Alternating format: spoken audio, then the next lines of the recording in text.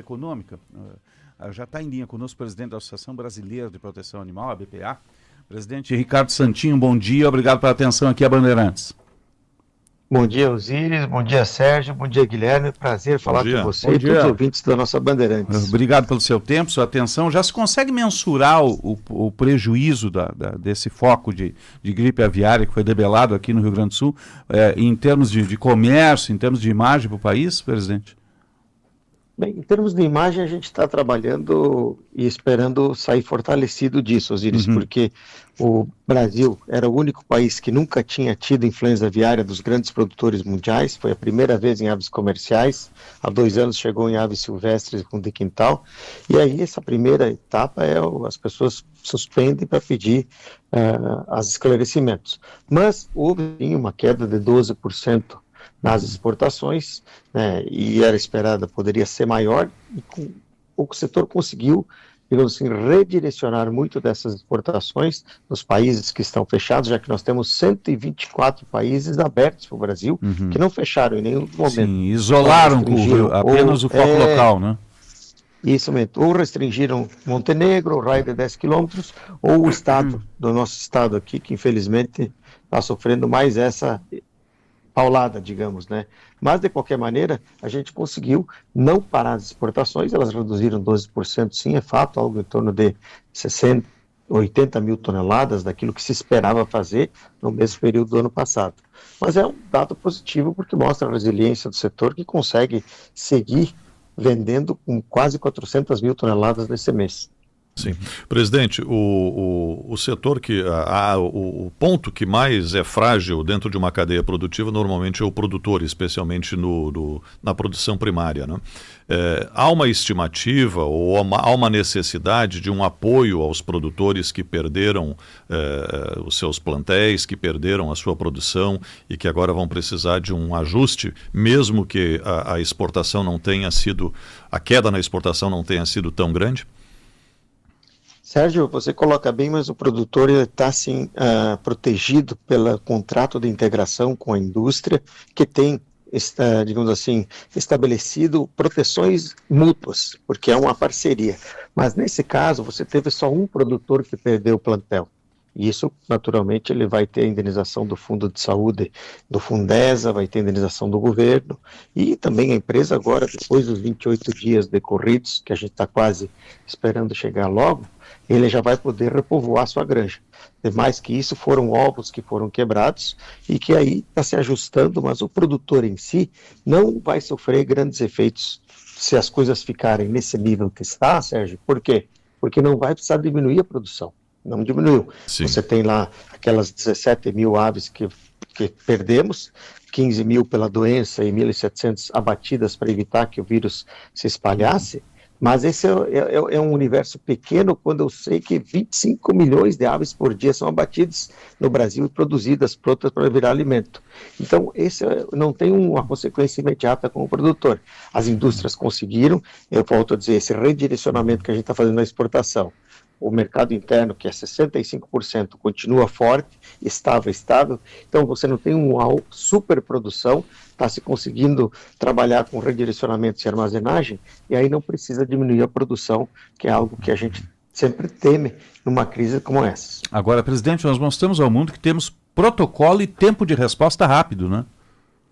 Sim, essa é a grande, por isso que eu falei que eu acho que saímos fortalecidos, Osíris.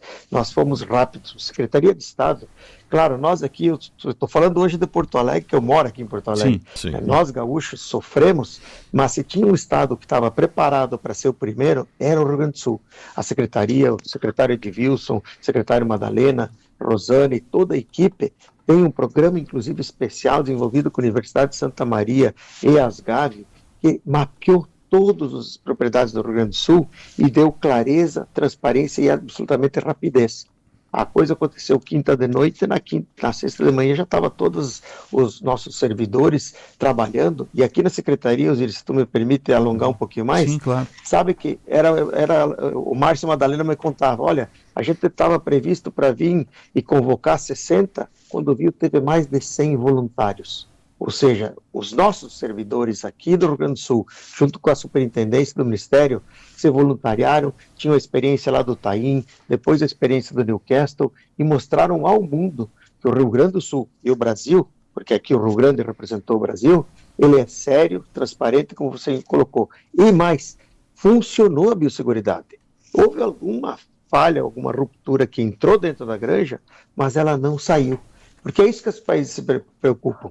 E quando você tem um caso, e o mundo tem toda hora um caso, né, em vários lugares do mundo, ele não se espalha. E o Brasil mostrou que aqui está pronto. Conseguiu conter o laudo, conseguiu conter o surto e manter a segurança alimentar do Brasil e daqueles com que a gente colabora no mundo. Sim. Presidente Macalossi, aqui é um prazer falar com o senhor. E aí, Guilherme?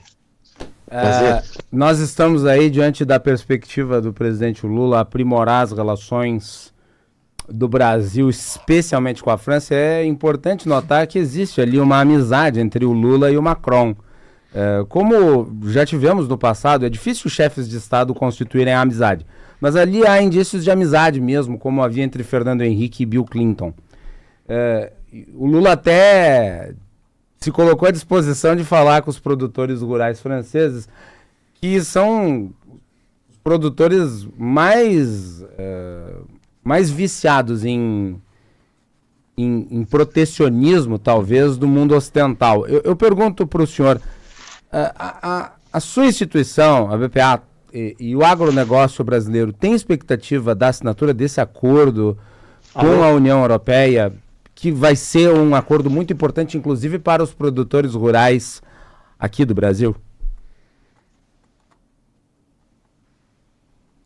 Alô? Acho que houve um corte aí. Estamos lhe ouvindo. Está nos ouvindo, presidente? 9h42 está renegociando. Não, o equipamento está renegociando. Em seguida a gente traz de novo o presidente da ABPA, Associação Brasileira de Proteína Animal, conversando justamente sobre essa situação, né, do protecionismo francês. Os produtores, puxa vida, os produtores franceses estão acostumados com incentivos, né, e a colocar seu produto em outros países. Diria então, que a maior receber também esses produtos, né? Maior resistência hoje no comércio entre o Brasil e a França se deve aos produtores rurais franceses. Presidente Santin, está nos ouvindo? Alô, presidente Santin?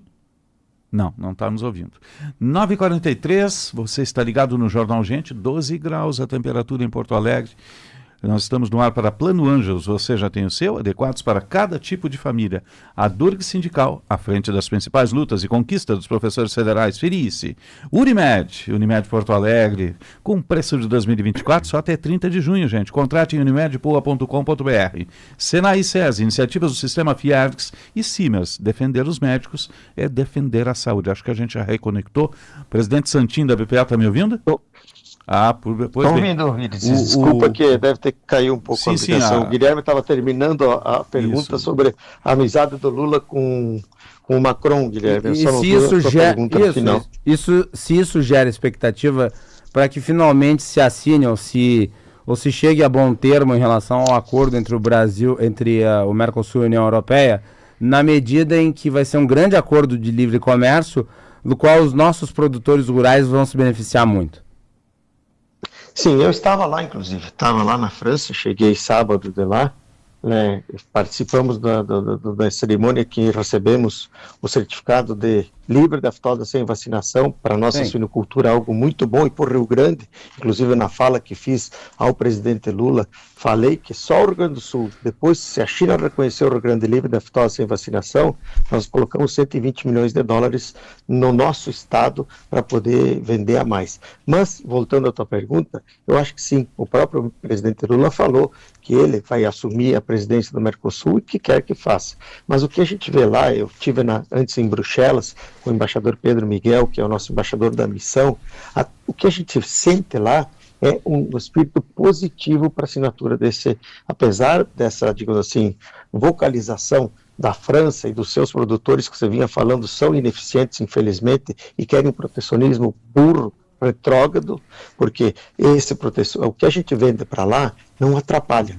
Basta ver que o Brasil agora ficou sem vender para a Europa por 15 dias e o preço do peito de frango lá, que estava na casa de $5.000, já foi para $7.000. Nós complementamos a indústria local para que eles consigam fazer. Então a gente tem uma visão positiva desse acordo Mercosul, que será o maior acordo do mundo, em termos de pessoas atingidas no acordo de livre comércio, e ele faz mais bem para a Europa do que para nós.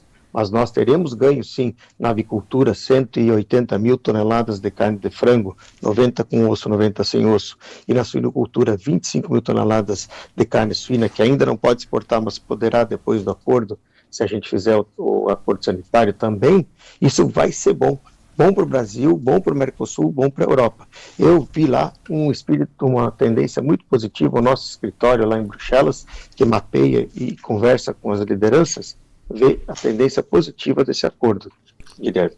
Presidente, voltando aqui à questão da gripe aviária, vencida esse período de 28 dias aí que a gente está ainda passando, desmantelado toda e qualquer dúvida sobre a sanidade de todos os aviários, especialmente nesse onde houve o foco, quais são os passos para retomar a exportação dos países que suspenderam em função da gripe?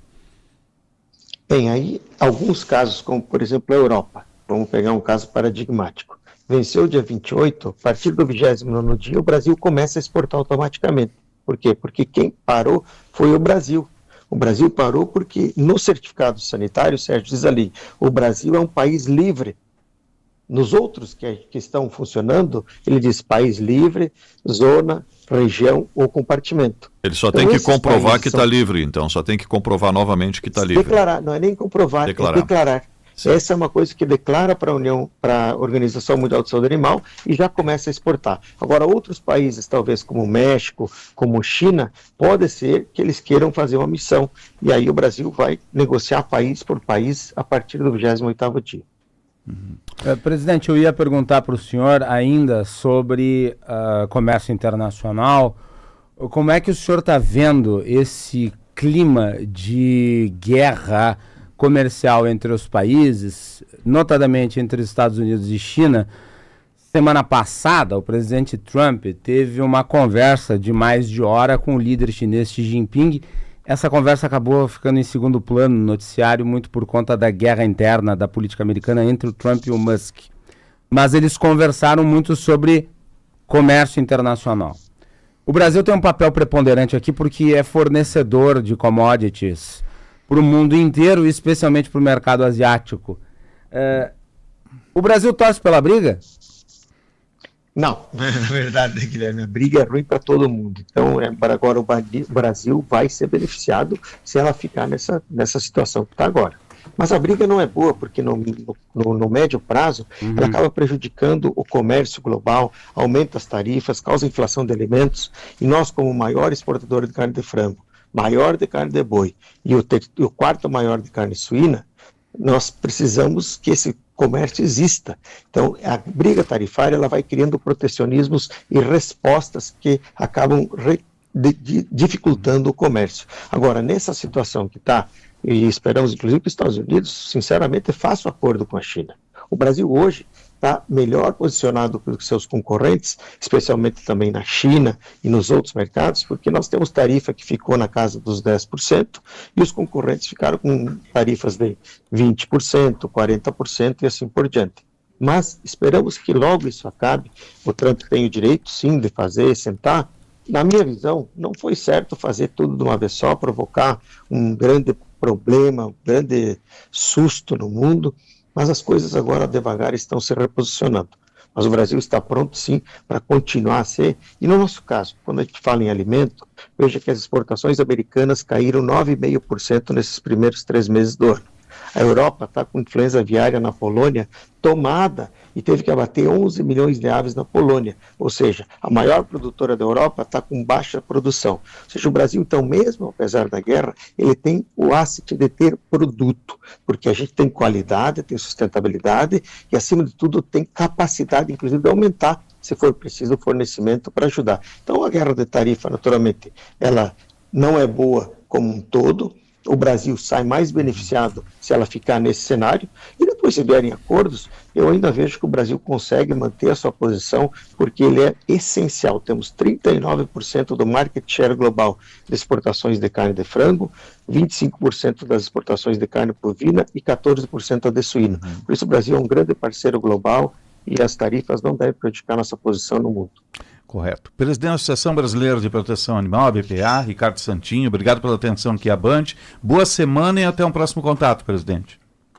Obrigado, Osíris, obrigado, Sérgio, obrigado, Guilherme, uma boa semana para vocês. Bom dia, presidente. Estou aqui junto com vocês, como gaúcho, trabalhando muito fortemente para o nosso Rio Grande do Sul, voltar a exportar para vários países, parar essa suspensão para a gente retomar alguns países desde a Newcastle, para nós crescermos, o nosso estado precisa se recuperar. Tá Um abraço certo. a todos aí, que Deus proteja todas as famílias. Que assim seja. Obrigado, presidente. Presidente da BPA, Santinho, conversando conosco aqui no Jornal Gente. O Sindicato Médico do Rio Grande do Sul está